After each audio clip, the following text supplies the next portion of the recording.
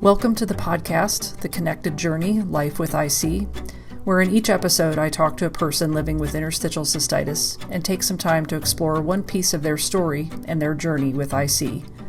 This is your host, Laura Santurri, and I'm glad you're here.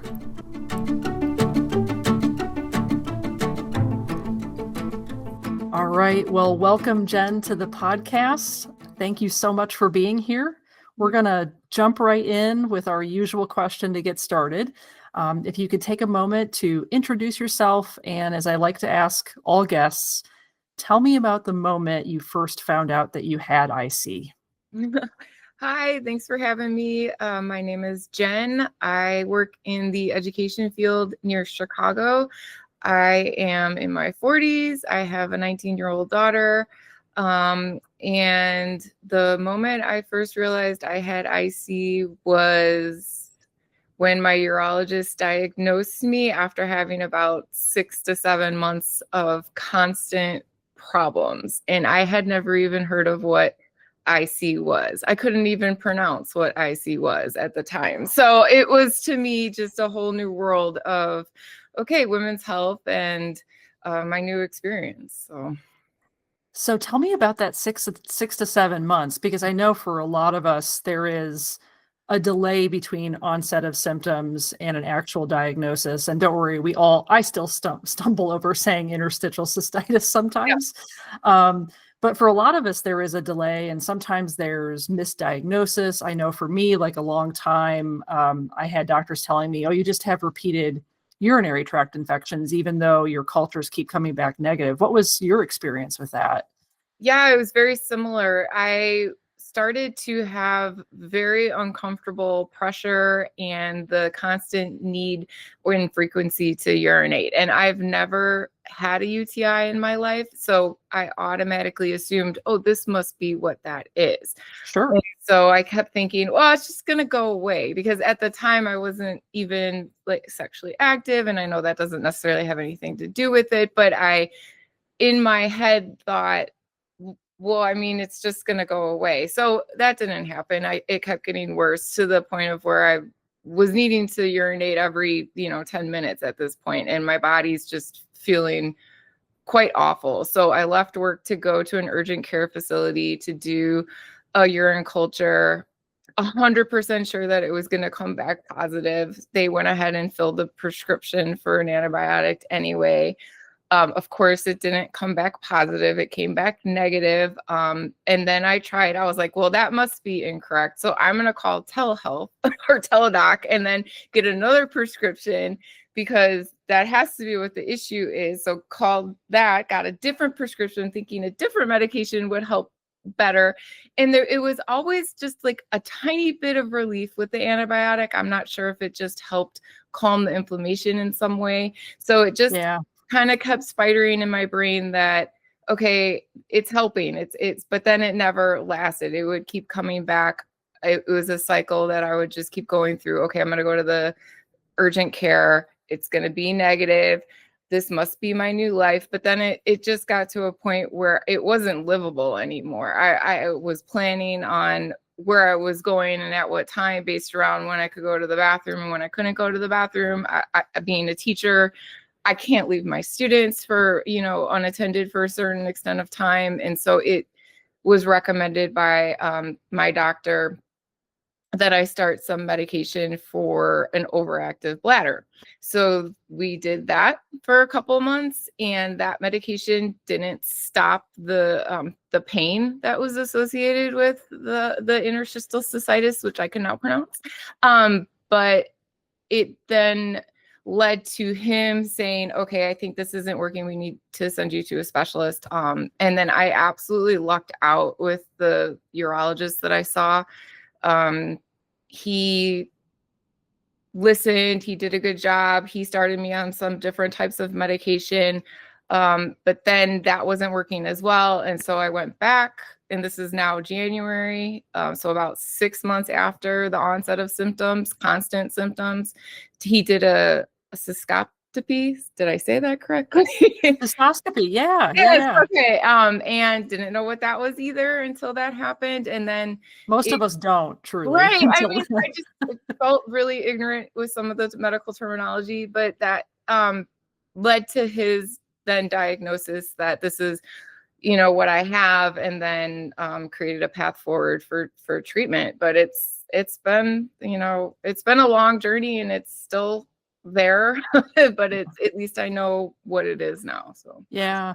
Well, I'm sorry it took 6 months to get to a diagnosis, but I'm really glad you lucked out with a specialist who not only knew what the condition was, but also listened to you. yeah, That's I've really heard helpful. some really horrible stories, especially from people online about how long it's taken for them to get even appointments with the correct person that can help them, and then having somebody who knows or has more research or is willing to understand female body. So I just am very fortunate. So Yeah, that's fantastic. Mhm. Can I ask you, I'm always curious, how did the doctor explain IC to you when you were diagnosed? Oh, that's a great question.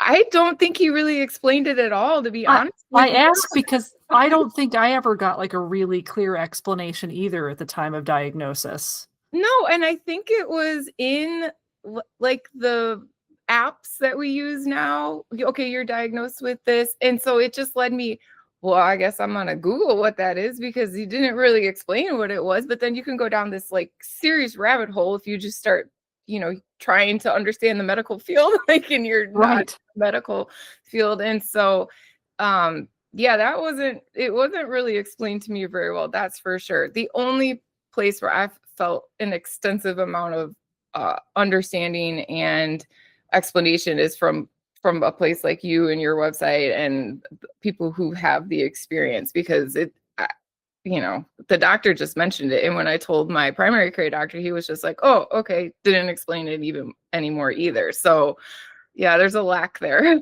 Yeah, I sometimes wonder if they're just not sure how to explain it. And Mhm. so they just assume, oh, just go Google that and figure it out. I mean, it's so funny you point that out, because I didn't even think of that. Yeah. Yeah, I don't know. I think back to my diagnosis, and there wasn't a lot of explanation. I remember one doctor, a primary care provider, who I said, I told them I had the condition, and she was like, "Oh, oh," and she went and she printed off this like 1 page piece of paper with some like bullets and was like and handed it to me, and I was like, "Thank you." You're like, hey, like, I have no idea what you're talking about. Yeah, not super helpful. No. Um, so so you get diagnosed. I know for a lot of us, I think, and myself included, stress can really play a role in making symptoms worse. So can you tell me a little bit about, have you noticed stress having an impact on your symptoms, and maybe how it's impacted your kind of your journey with the condition? Yeah, it was really interesting. So my onset, I've come to believe, stemmed from a coming out of a toxic relationship or an abusive relationship. So my body was not processing things very well. I was being harassed. I was being all these other things. And then it stemmed into work as well.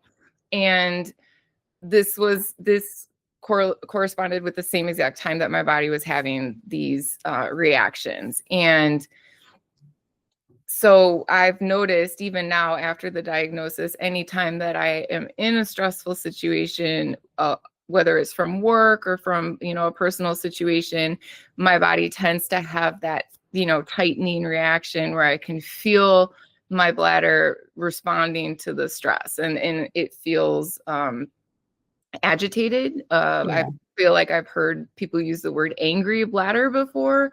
It's like, I think there's even some cartoons out there that represent right. that. And so it's like, oh, okay. And so that is definitely a way how my body was manifesting stress, was through this condition. And I truly believe that the onset was from, like trauma and experiences, and it's still there now since it's been activated, so to speak. I do have times where it's better. Mhm. than other times, but it's still there. It's not it's being managed, but it's not gone away. Yeah. Yeah. Yeah, I know for me, I think I definitely experience flares when I am stressed. And I think for me, some of the most challenging flares I get are when I have like emotional distress. Yeah. And I've had experiences where I've been both in a toxic work environment, not the one I'm in right now, need to clarify. But I've been in situations like those work environments that are bad enough that like when you leave work, you feel like you're running to your car kind of thing. Yeah.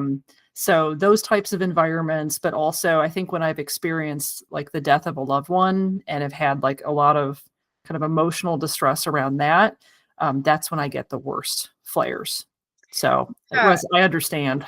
And it's for me, I completely agree. And articulating that to people outside who don't have this condition, it almost feels like it's not validated. Like your body's not doing that. You should be able to control like your emotions, or your body's not reacting like that. So there's this like lack of understanding and lack of like being affirmed for what's going on with your body. And that's what I struggled with a lot last year too. I felt like, why aren't people listening to me? I think I finally I had my regular, I have a nurse practitioner for my OBGYN, and I still was having some issues, and I told her, I said, I just feel like, you get the diagnosis, but then nothing, it's just I'm supposed to take care of it now. Like, Right. I'm supposed to do the work. I'm supposed to figure out what's happening. And I'm sitting there like, I mean, why are there so few, clinical trials? Why are there so few dollars going to women's health versus like, you know, whatever the male organ needs to take care of that? But so it just was really frustrating, and it felt really, it's not like somebody who gets diagnosed with like cancer or something where there's like all of the sympathy and understanding. It's more like, oh, because you're stressed out and your body's acting like that, oh, you might be weak or something. That's the very, No, yeah. absolutely. I feel that one of the things that I've grappled with is one, like I appreciate the fact that there are some things within my control to manage the condition. Mhm. Not complaining about having abilities to reduce my symptoms, but I also don't like feeling, as you said, that it's my personal responsibility. And Mhm. it almost feels like when you tell someone that you're experiencing a flare because of stress, that it's your fault. Like you said, like it's just you're weak or you don't know how to handle your emotions. Right. You need to buck up and, take care of yourself. Um, and I just don't think people have a great understanding of like the nervous system is real. And so, That is like it's actually a physical response. This isn't us being hysterical. And I think exactly, yeah. part of it too is I think the fact that the condition is more prevalent in women, and sometimes we get treated like we're being just hysterical. I actually had a doctor when I was younger in the process of getting diagnosed. I was a teenager, and the doctor told my mom that he thought that I was just there to get attention. Wow. Like that's a really extraordinary way to get attention. Like, why do I want invasive urological tests to get attention? It's Yeah. crazy. And it's so disappointing that we really haven't come very far.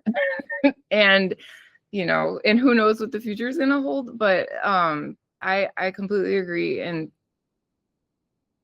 I think, especially for younger people, it's hard to advocate for yourself, right? Like, I'm older, and I can articulate what I need, and navigate a conversation with a male doctor if I need to. But I know my 19-year-old daughter is not able to have those same conversations, with a medical professional in that way. So if they're being dismissive, or if they're like, the same thing applies for like women with pain, right? So, Right. we're expected to tolerate a lot more pain than men are. And that's been proven by many studies, and I just keep going back to that. I'm like, if more men had this condition, they would be giving out more pain medication or doing more research to find a different pill that helps better, right? So it just stems into the whole way of how we treat women in the society.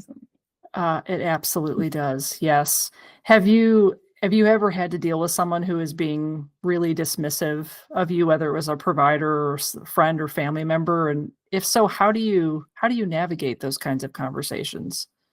Yeah, the only time I ever had an issue and said something was I had to do a biopsy for before a hysterectomy. You have to get a biopsy, and the the male OBGYN, they go in, they don't give you any sort of medication. I think they just like go in and scrape out a Yep. section of Yep. you and put it in, and they always describe it. Oh, there was two cases. They always describe, oh, it's just a little pinch, right? And No, it's not. it's not. And I gave birth with no pain meds, and that was fine.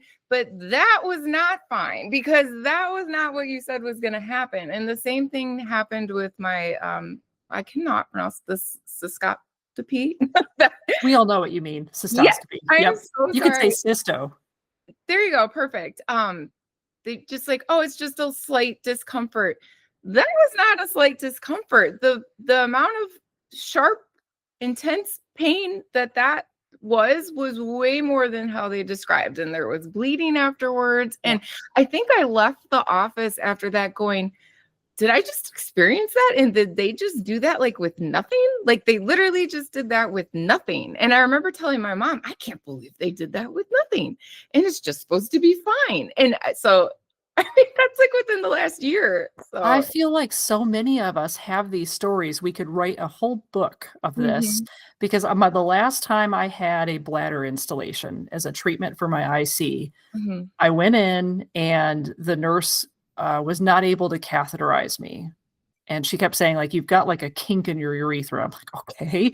Mhm. So she had to call in a urologist, and it wasn't my normal urologist. He wasn't there. So another doctor came in and he's like, oh, we can take care of this. This man dilated my urethra with nothing. Oh my Yeah, goodness. I saw him pull out this thing that looked like a really thick pen. And he's like, okay, we'll get this taken care of. And I knew it was going to be bad because right before he did it, the nurse grabbed my hand and held my hand.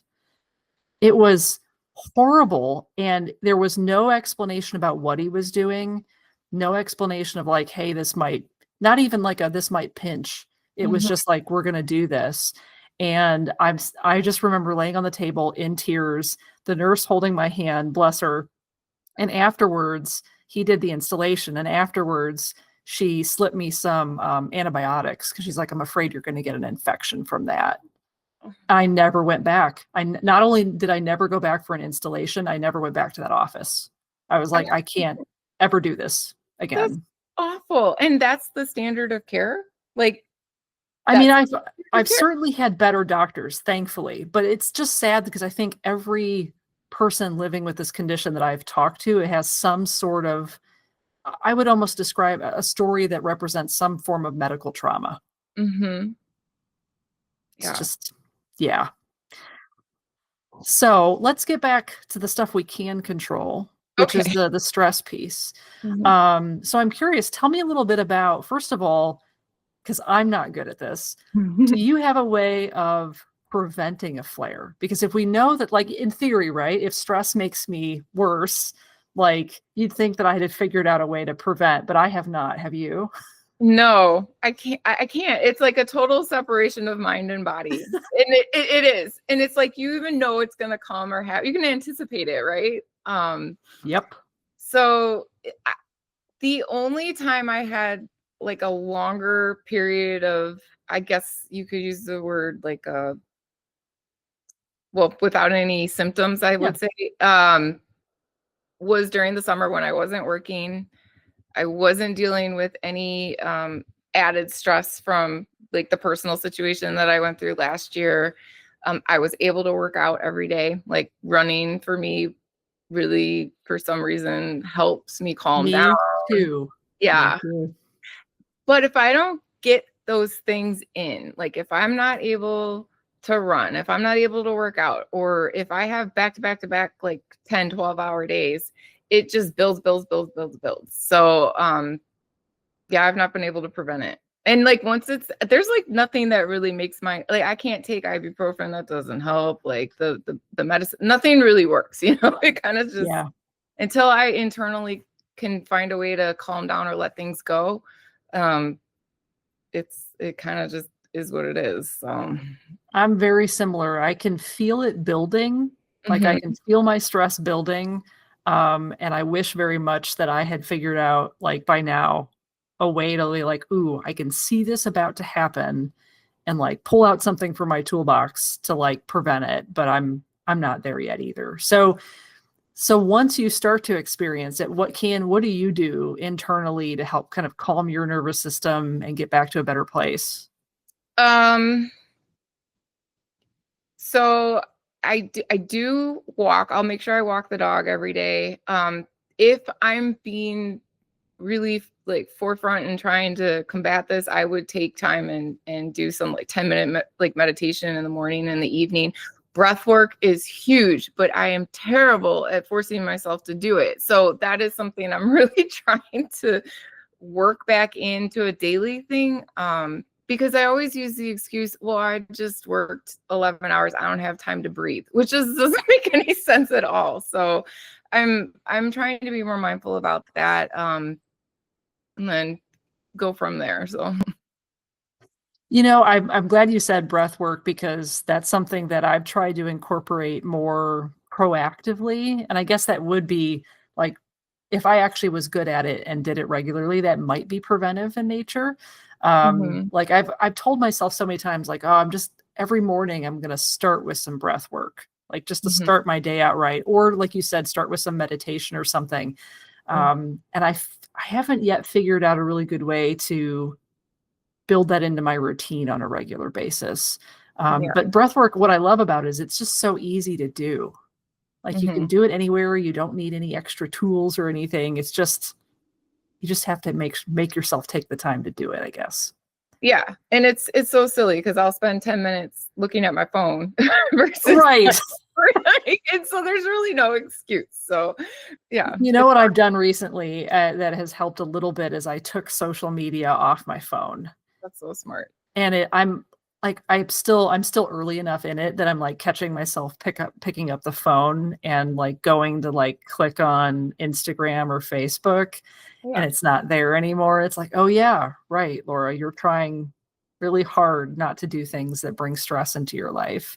Yeah, we're so conditioned to check our email right when we wake up or right before we go to Mhm. bed, and or oh my gosh, did I clear all of my messages that I needed Yep. to clear for the day? And all of these things, right, are filtering in our head. And then my anxiety brain is like, oh, did I do this? Did I do that? Did I do that?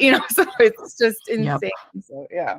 Yeah, yeah. I have a really bad habit of just scrolling for a really long time before bed because I Mhm. always told myself that was the way I was going to wind down, but Mhm. that's not really true. It's just No. it's more anxiety producing than anything. So maybe now that I've done that, I can actually like get myself to do something else before bed, like meditation or breath work.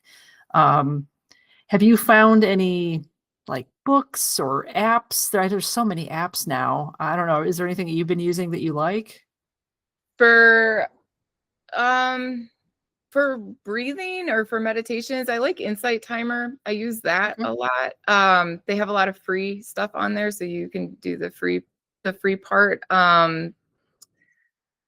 Other than that, I used to use the Calm app, I was but just going to ask you about that because I yeah, see it advertised all over the place. I use that. There's a lot of different. You can do guided meditations. You can do timed meditations or mindfulness, whatever you prefer to call it. I use that one with my students too because I try to do like mindful Mondays with them. So That's 10 minutes great. a day. We don't call it meditation in school, we call it Right. mindfulness.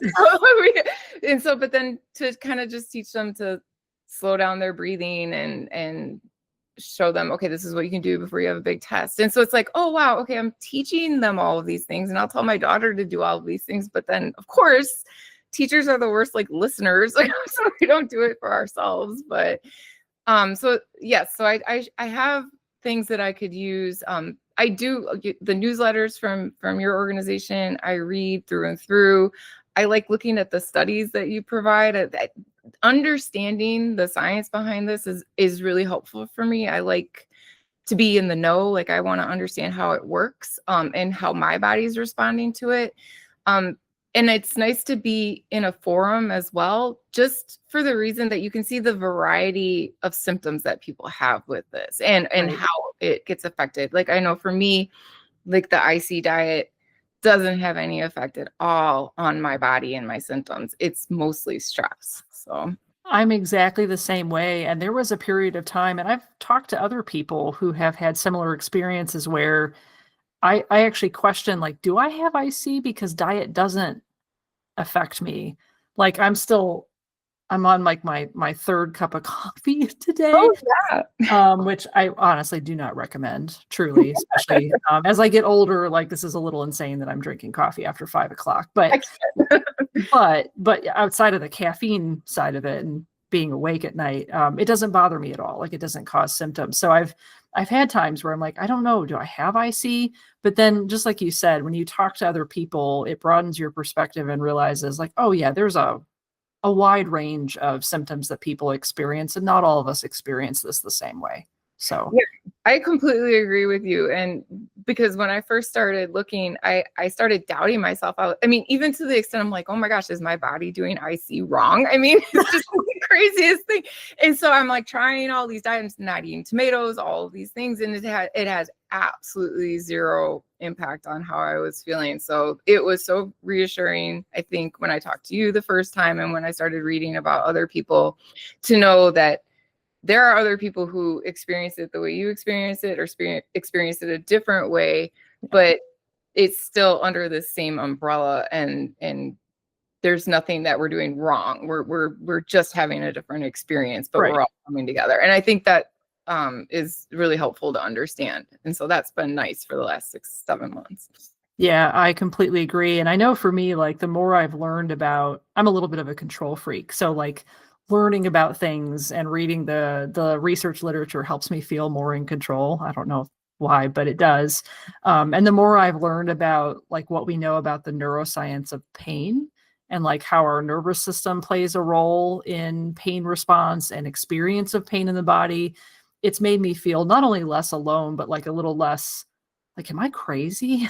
Like, Yeah. why, other people experience stress. Why am I having these types of symptoms? So I've come up now with, I use a very common analogy when I'm talking to people about this. I tell them, like, my nervous system goes a little overboard. It's like a house alarm that goes off when a leaf blows down the street. Mhm. And so it's not me trying to get attention, or I'm not crazy. I'm not an hysterical woman. It's like, literally, it's a real thing. Yeah. Your brain is a real thing. It just, it doesn't make it any less valid than anything else. So it's helped for me to learn a little bit about that, and it's helped me explain it to other people too. Yeah, being able to articulate it is good, because I had a work trip last week and I was in a little bit of a flare, and so I had to go to the bathroom every hour, right? And Yep. so and people were like, "You got up twice to go to the bathroom on the airplane. You okay?" And I'm like, "I have a condition." And then, like, you try to explain it to people, and they're like, "But do you really have to pee?" And I'm like, "Oh my gosh!" Like, it's the questions that you get from people. It's like, I don't really want to have to go to the bathroom all the time. I don't really want to feel the way I'm feeling. And I think that's the other part of it too, is people can look at us and they'll think everything looks good. You're Right. fine. And they don't know internally how uncomfortable or in pain that we are, but yet we still go to work, right? Yep. Or at least I'm able to still go to work. And I think that's hard too, right? Because it's like, people don't see that, like, you're struggling sometimes when you know that you're worn down, or you're in a flare, or so on and so forth. So No, absolutely. Yeah. Yeah. Nobody goes to the bathroom on a plane for fun. So, like, right. there's a reason, right? Right. Um, yeah, I had an interesting experience last week. I was in the hospital for a short period, like, unexpectedly. Sorry. And I went to the hospital through an ER, and when I got to the ER, uh, they gave me fluids, like, immediately, like a whole liter of Mhm. fluids. And so and thankfully I'm, like, completely fine now. But I was laying there in the ER and I could feel my bladder, and I was like, oh no, they gave me a liter of fluids. Oh, And no. so I actually got to the point, I told the nurse, I was like, look, I'm stable. I'm not a fall risk. Mhm. I'm going to need to unplug myself from all Mhm. this stuff to go to the bathroom, because if you have to do it, you're just going to have to hang out in this room with me. And Right. I literally had to go to the bathroom like every 10 minutes for Wow. like 3 or 4 hours. And Oh. these nurses, everybody, and it was, for whatever reason, the ER was like dead quiet. So it's just me pitter pattering to the bathroom, like, 5, 6 times an hour. And I just like wave at them at the desk, like, me again. So, but I did get an opportunity to raise awareness of IC. I did have to take the Exactly. time to explain. I'm like, folks, you gave me a lot of fluid like really quickly. So this is just what it is. But Yeah. before I explained it, the looks I was getting were actually kind of funny. And then, of course, because I unplugged myself without telling them the first time, um, that caused a little bit of a They're kerfuffle. probably like, oh, got a runner. Yeah. But you got to do what you got to do. So, Mhm. um, so tell me about, I'm curious to ask you about like the social support side of things, because I know for me, having people who do understand, and this kind of this delicate balance for me around being understanding and empathetic, but also, I don't know the right way to say it, but like not letting me commiserate too much, and Mhm. also like still pushing me to like go do the things that I can do, and being supportive of that without being like, oh, should you really do this because of your IC? The running is a big thing for me. I run regularly, and I pick races and routes where I know the bathrooms are. Yep. Um, and I love the fact that I have people in my life who help support that and have never questioned it. So I'm curious, from the kind of social support side of things, who has been most instrumental in that type of support for you? Yeah, I think my mom and my dad, who's my stepdad, who's my dad, they're great, and my daughter too. So I have a very strong family support system. For instance, if I live about 30 miles south of Chicago, and if we ever went into the city for something, if I needed to stop to go to the bathroom, they're not like, oh, Jen's got to stop again to go to the bathroom. So they're understanding and encouraging. And my mom even asks she doesn't ask all the time, but she'll ask, oh, how are you feeling? Is everything going okay? Or, so it's like she does a check-in maybe once a month with the IC check-in, Yeah. um, because she, didn't know much about it before either. So it kind of was a growing experience for anybody that I knew, because nobody knew anything. But then it's funny because once I started having this and once I talked about it and we were able to articulate what it was, then my mom, she's the director of a nonprofit therapy center. She realized a couple of her clients and somebody that she works with were having similar issues or going through the same thing. So it's like once awareness is made, you start seeing the connections that you have in other parts of your people in your life. And so I thought that was really interesting, so it was there, but just nobody knew or talked about it. So Yeah. Yeah, mhm. I've just started to like unashamedly talk about it with random people. Yeah. Not like walking up to a stranger on the street or anything, but like when I was in the hospital, like I told literally every caregiver that I had, every nurse, every doctor, like, hey, I have this condition. So like, don't worry if you see me going to the bathroom or whatever. But there was a period of time where I wouldn't have said that, because I would, and to some extent, I still worry about being perceived differently when I tell people that I have IC, because of the misperceptions of the condition. But now I'm just like, you know what? I'm going to tell everybody. And almost inevitably, when I take that risk, just like your mom, like oh, somebody else is like, oh yeah, I had an aunt with that condition, or, so the more I we talk about it, the better it gets, I think. And I think it's interesting how, like, when we're willing to share our stories and be vulnerable, what that does for other people too. Because when I was on this work trip, I would, hang out with the colleagues and we'd go to lunch or we'd go to dinner and sharing this health, you know, trajectory with them. One Mhm. of the women who is on my team, talked to me about how she had a heart attack last year and how nobody knows because she felt shame in having a heart attack because she was afraid that people would perceive her as different and not able to do things. And I was just like, in my head, I'm thinking, why would anybody think that? So then I'm thinking, well, maybe that's what people think about us. Why would anybody think that? So Right. I think women carry a lot of, we're taught to feel like, well, if we're not perfect, if we're not presenting our best self, we're then weak. We're not able to do the work that the men do. We're not able to, provide the ways that we're supposed to provide. So it's this whole societal issue. And it just was so interesting to hear her perspective and to how I had been thinking too. So Yeah, I think when we give people the chance to be or the opportunity to be understanding, I think sometimes we can be pleasantly surprised. yeah, I So, would. It made me feel good. yeah, yeah, it can always be a little bit of a risk to divulge things, but I would say for the most part, the majority of the responses I've gotten have been positive. Yeah. So it's been worth it. Mhm. So, looking back, is there anything that you wish you had known about the relationship between stress and IC earlier in your journey?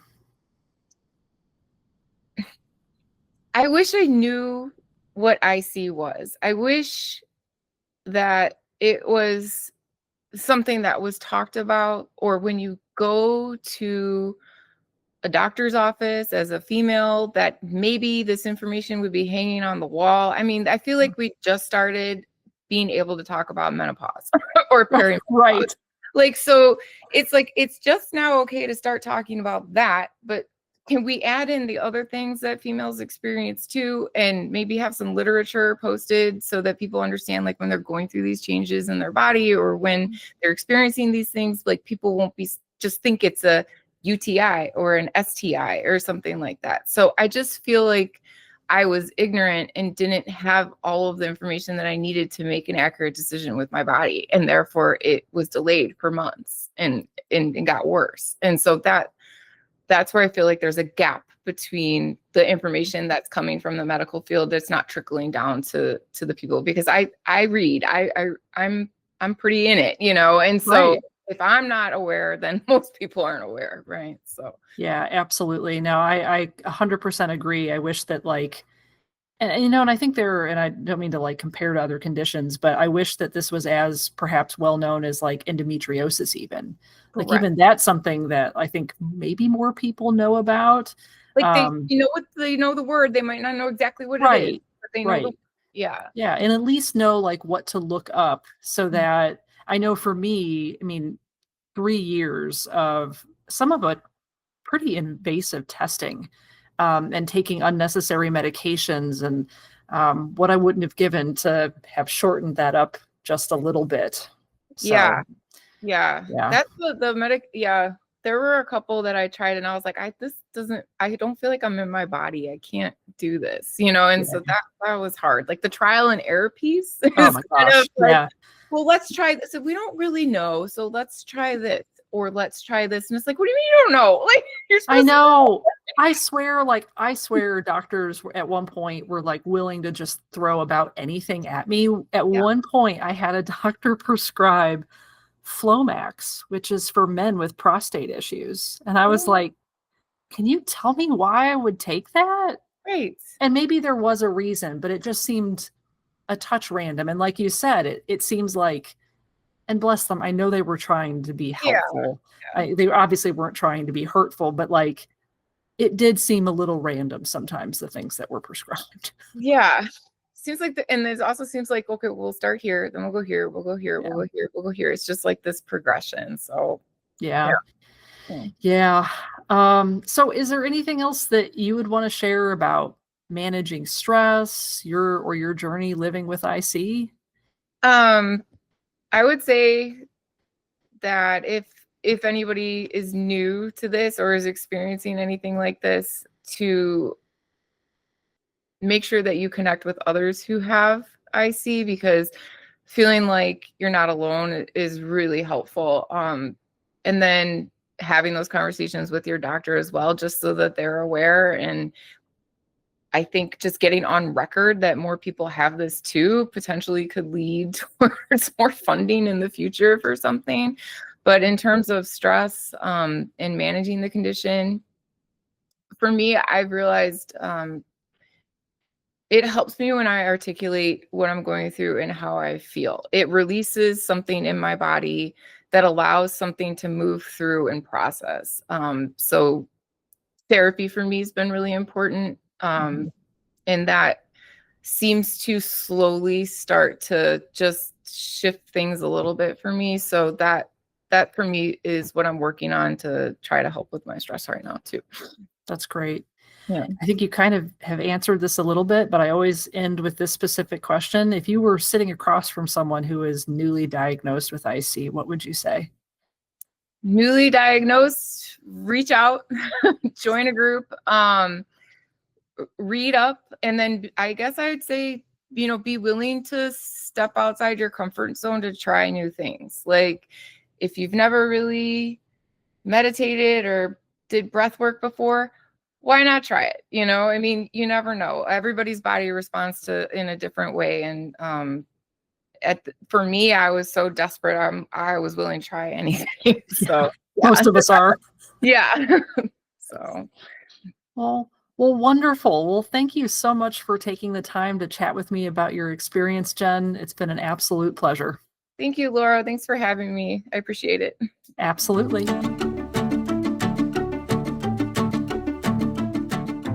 Thanks for listening to this episode of The Connected Journey, Life with IC, where we work to defeat isolation one story at a time. Until our next episode, should you find yourself in need of resources, I encourage you to connect with the ICA at ichelp.org. Thanks all, and take good care.